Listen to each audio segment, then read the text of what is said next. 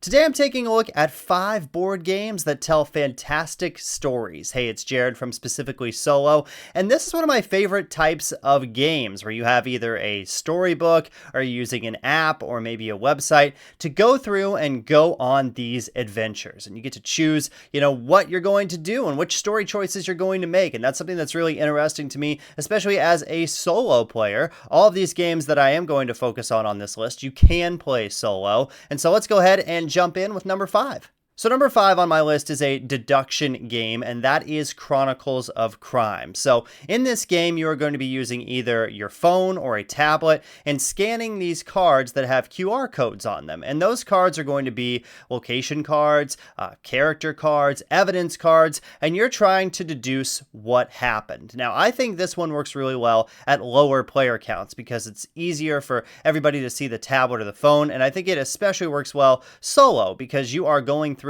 you're making those decisions of, ooh, do I want to talk to this person? Or I searched this crime scene and this piece of evidence I found in that crime scene. So I'm going to pull that out. Now, when I go talk to this person again, I'm going to ask them about that piece of evidence. Also, this game is dynamic in the fact that sometimes characters will be at certain locations and then they will move either later in the day or the next day, depending on what the case might be. So it does work really well. The app is really well done too, and it's very easy to scan those cards and to read those stories. And that's one reason why it's on this list, is because the stories in this game I think are really well done. They're really well written, and they are very interesting, and the cases are hard to solve. They do go up in difficulty throughout the course of the core box, but you also have expansions that you can get to go into the game as well that are different cases. And they also have the, I think it's called Millennium series, where it's like 1400, 1900, and then I think 2400 is the other one. And those each have a couple of cases in them as well, and a little bit of a smaller box, but still following that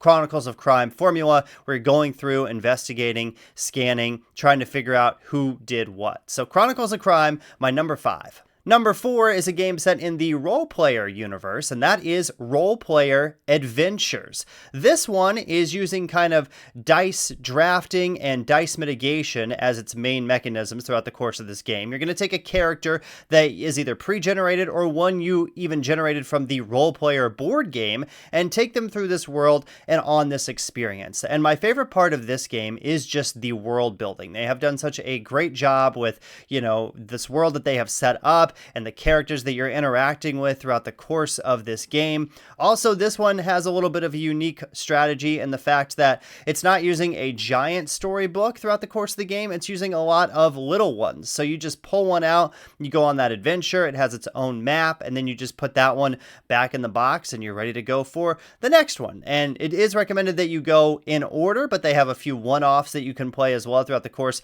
of the campaign. I like that these games aren't insanely long when you do break one out and play one. And again, the story is really well done. It's written really well. It's got some humor in there too. And it's a lot of fun going through this game and upgrading your character as you go. Your dice abilities get better. You get more dice that you're able to add in and use throughout the course of the game when you're trying to defeat these monsters. And you're doing these dice checks for different skills that are all varied, and you can kind of build your character to be good in certain areas that way as well. So a lot of RPG aspects to this one, but a game that is a lot of fun to play, works great solo. Roleplayer Adventures at number 4. Number 3 on this list is a game from Awaken Realms, and that is ISS Vanguard. So this is a space-themed game, another game that uses dice as its main mechanism to do dice checks and play cards to, change faces of dice and things like that. And throughout the course of this game, you're going to be exploring these various planets in this solar system. And the story for this game is really well done. It's very interesting as you go through and you explore these planets. Surprises happen a lot of the time, and you kind of have to just deal with that on the fly. I will say the gameplay does get a little repetitive in terms of just doing those dice checks over and over again, and that's actually not my favorite part of the game. That's split up into 2 phases. You have a ship phase where you are using this big hardback book, and you are putting cards into slots. So you're like upgrading certain departments on your space station, you're upgrading your ship, you're upgrading characters, things like that. And that's my favorite part of the game. I do enjoy the exploration phase because that's the part of the game where a lot of the story aspect comes into play. So you go to this planet, you put a map down on the table, and you'll go to these various spaces and there'll be story entries that you will be reading. Sometimes you have to make a decision. Sometimes it's a really big decision, you know? Do you try to take on this thing by yourself? Do you leave it? If you leave it, it might come back to bite you later on throughout the course of the campaign. This is a long campaign, but honestly, another positive for this game is the fact that it doesn't take a while to set up and tear down. Once you've got everything organized, all the cards in place, and all of that stuff, you can get it out and get it to the table in a pretty short amount of time. They also use this really smart feature where you put all of your cards that you need to kind of use as upgrades or objectives or things like that into this envelope, and then the next time you play, all of that's just in the same place, so you can just take it out and know exactly what you need for that particular game session. I also really enjoyed the space theme. I'm a big sci-fi fan. I think this does really do a really nice job of kind of traveling through space, and you're exploring these different planets, and they're all different, and you're going to run into a lot of monsters as well. The game comes with a ton of standees for different monsters. My only one little complaint here is it feels like you do get kind of beat up a lot throughout the course of this game. It's a little punishing at times, so if you don't enjoy that aspect, you might not like ISS Vanguard, but I really enjoyed the theme and the story that it tells. The components are all really high quality, and that ship phase is just a lot of fun as you're going through and upgrading certain departments and placing cards into slots. So ISS Vanguard is my number 3. Number 2 is a game that is like the complete opposite of ISS Vanguard in terms of punishing difficulty, and that's Lands of Galier. So Lands of Galier is a story game. This one does require a website where you're going to go to, and you're going to type in these codes on these cards to have it tell you this story. Here's the things I love about Lands of Galier. One, it's not a campaign. So it's very easy to just jump in and out whenever you want. There are months that you play through. It's actually 2 different sides of the board, like a summer side and a winter side. And so things will change as you go throughout the course of these gameplay sessions. Again, some characters will pop in, they might pop out, come back a couple of months later, might be in a different location, things like that. The fact that it's using a website for all of that makes that ability, just like Chronicles of Crime, pretty easy in the fact that it can move things around and it keeps track of all that.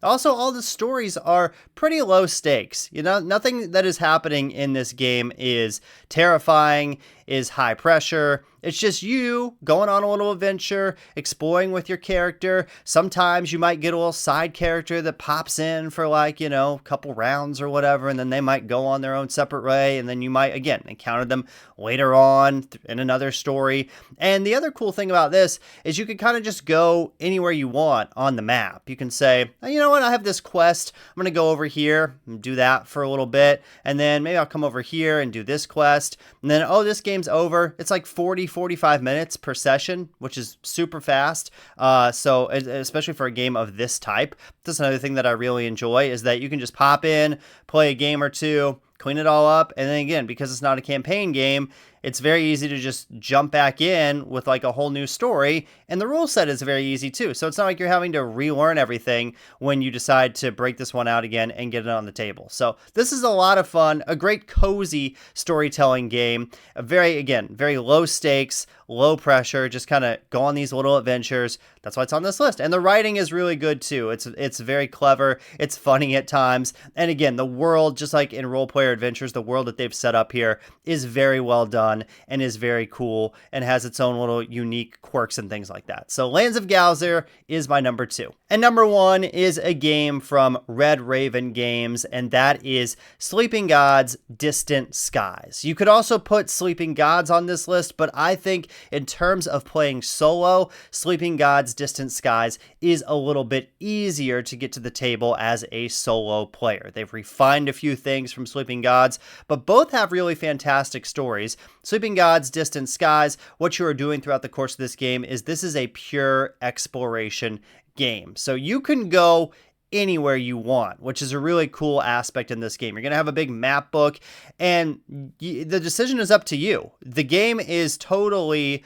off the rails. You can, it's not guiding you in any one particular direction. It's not telling you you need to go over here and do this thing. They will have suggestions for you of things to maybe go explore or discover, but you don't have to do those. You can kind of do whatever you want, and that's one reason why I love this game so much. Also, Ryan Lockett, the team at Red Raven Games, they do such a good job with these story games. That's kind of their MO at this point. They have Sleeping Gods Distant Skies, they have Now or Never, Above and Below, lots of games that have these storybooks that come with them and tell great stories. They've set up this really cool world throughout the course of these various games, and Sleeping Gods is in that world. And you're going to have these characters that you are controlling. And again, you're doing quests. This one has combat as well. Unlike some of the other games on this list, this one does have a little bit more combat than some of those, but certainly ISS Vanguard has combat, and also Roleplayer Adventures has combat as well. Lands of Galier does not. But Sleeping Gods, the combat system in Distant Skies, I think is just a little bit better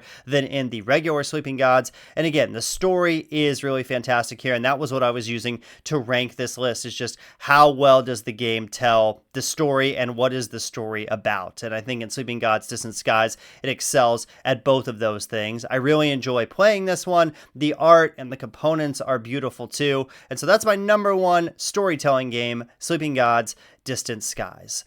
Thanks so much for watching this video. If you have a favorite storytelling game, let me know in the comments below. I will tell you a couple that I have not played that I do want to play are This War of Mine, which I've heard is a very, bleak game, but does tell a really fantastic story. And then also The Seventh Citadel. I have played The Seventh Continent, kind of bounced off that one a little bit just due to the card play being kind of cumbersome and managing all that. But I've heard The Seventh Citadel cleans up a lot of that stuff and also has a really great story to it. So that's one I want to check out. But let me know your favorite in the comments below. If you enjoyed this video, be sure to like and subscribe. Until next time, I'm Jared. You've been checking out Specifically Solo.